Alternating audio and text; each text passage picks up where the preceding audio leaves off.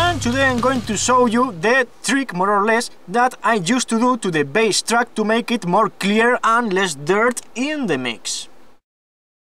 I don't always do this, but in 90% of the mixes I do, it really improves the bass sound. So be careful, it's not a rule or any formula, it's just something I do sometimes, most of the cases.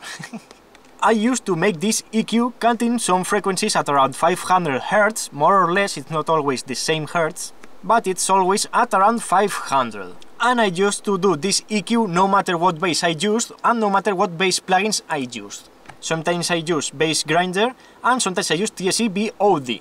You could also use the EQ from those plugins, but you won't always get the results you want, because in those EQs you don't know what frequencies you are touching. Some plugins have the mid EQ at around 800 Hz, others at 600 Hz, and others at 400, it depends. And you also don't know the Q of this EQ. The Q is the width of this band. So that's why I almost never use the EQ built-in in the plugins. I rather use the channel EQ because I know exactly what frequency and what Q I'm using. And well, I know this video so far has been a little bit boring, but it was necessary to explain. So, well, now I'm going to show you the bass as recorded with no effects.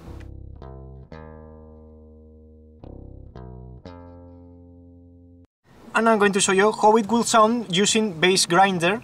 It's just my personal configuration, I don't always use this same configuration, now I'm using the Pristine amp and the Dragon Cab.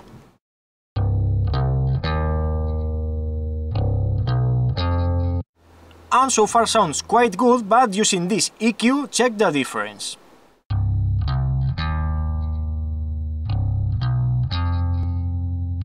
And now I'm going to show you how it would sound using the TSE X30 with a basic configuration, boosting some high and presence, and using no channel EQ, just this plugin and a limiter.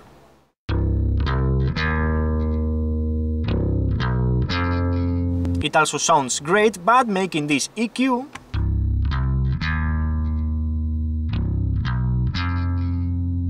in my opinion, it sounds cleaner, more detailed, so let's check how it sounds with drums.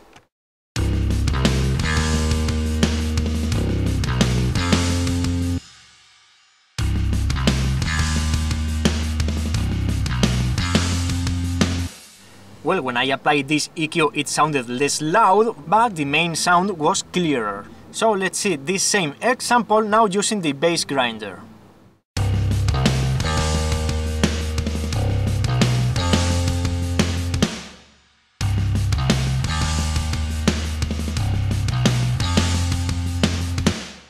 I think it sounds better, and again, one more time, this is what I used to do, it's no rule or no formula. You can do whatever you want, in music everything is allowed, as long as you know what you are doing.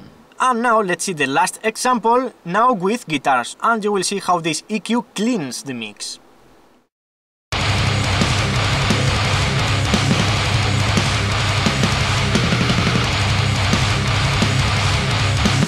You can see when I enable this EQ, the disappeared, those dirty mid frequencies. So for the last time, this is just what I used to do, this is my advice, you can use it, and if you don't like it, just remove this EQ. And as usual, I hope you enjoyed this video and this tip, and see ya!